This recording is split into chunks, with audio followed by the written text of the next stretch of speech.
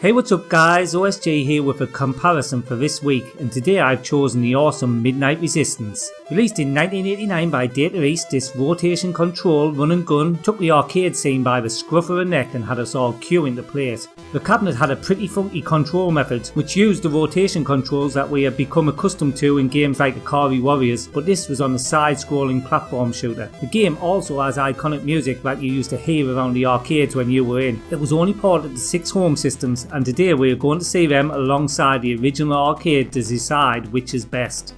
So, without more delay, let's take a look at Midnight Resistance comparison in order of greatness.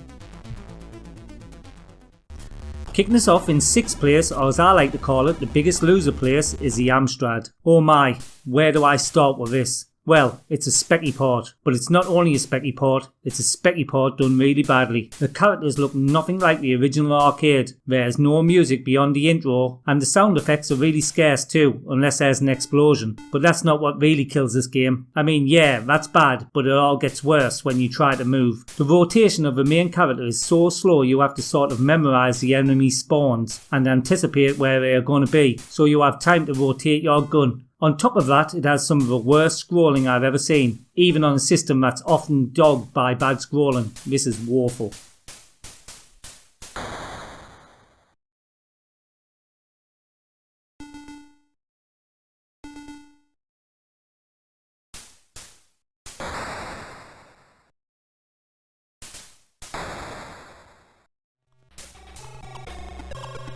Next up in 5th place we have the Spectrum 128K version. So yeah, this looks very similar to the Amstrad, as that was ported from this, but this is actually somewhat playable. The character is different, but you zip along quite fast, the weapon turnaround is a lot faster, and we do get a taste of that iconic soundtrack. All in all, it's not a bad effort from the Spectrum, but that horrible scrolling is still there, although it's a lot faster than the Amstrad, which makes it very playable. Is this the best Spectrum arcade port? No. Is the playable run and gun platform shooter? Yeah, and I'm sure that many Spectrum owners will have fond memories of playing this.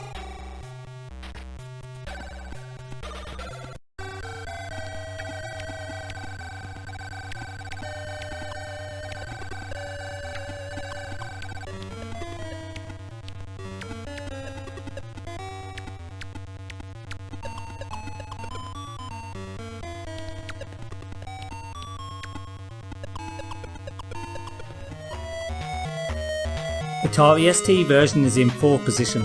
Looks wise this is really nice, almost arcade perfect, but then you start to play it and it just lacks in speed and the intensity of the arcade game, and is totally let down by the push screen scrolling. On a 16-bit machine, push screen scrolling is unforgivable for me. We do get some music, but for a machine that was capable of knocking out some good tunes, it's nothing to write home about. It, also like the Amstrad and Spectrum, doesn't have a 2-player option, which for a 16-bit really should have been included. When it all comes down to it, it's a great looking game that is pretty much let down by everything else, which is a real shame.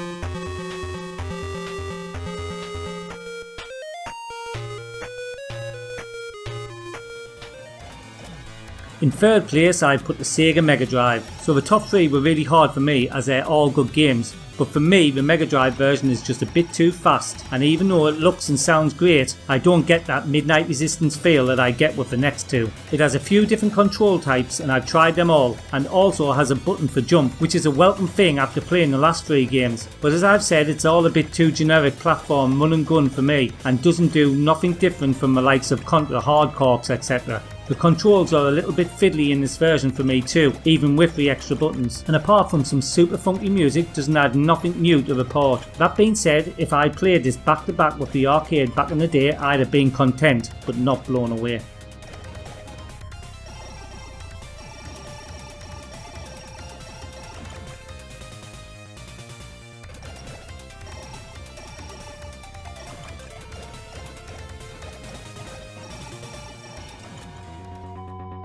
Second place is taken by the Amiga, so this is a game that needs the brightness and contrast adjusting to get some good looking colour, or it's all a bit too dark. Unlike the Atari ST, it scrolls perfectly, looks class, and it has that unmistakable Amiga twang soundtrack. No sound effects with the music roll like on the ST. The gameplay is smooth and very like the arcade. The rotation control is fast enough to turn and get enemies as they approach from behind, but not too twitchy as to be shooting in all directions apart from where you want, which you've got with some of the lower versions. You can also use a 2-button joystick on this, which helps with a button for jump. Really though, it's completely subjective whether this game is above the Mega Drive or not, but for me this is the one I played back on my Amiga, so I put it above.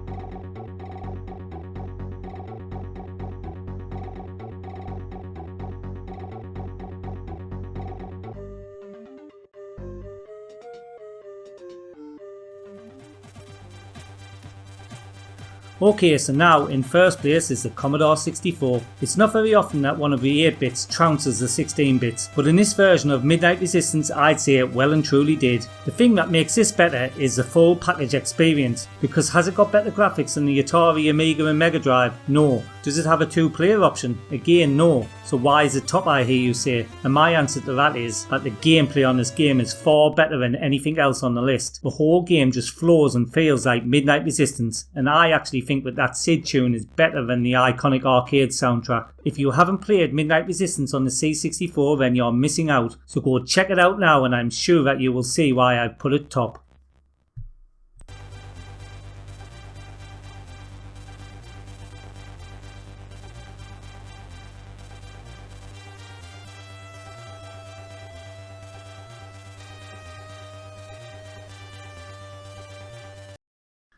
Okay, that's it for this video. Please let me know in the comments below what your favourite version of this game was. And if you would like to see any other comparisons of a game, then let me know and I'll get them done as long as it has enough home versions. Please remember to like this video and subscribe to my channel for more great retro content. And if you want to support the channel on Patreon like these good people going up the screen right now, get on over to my Patreon channel where you will get perks like your name in the end credits, video requests and more in the future. Till next time, this is OSG signing out.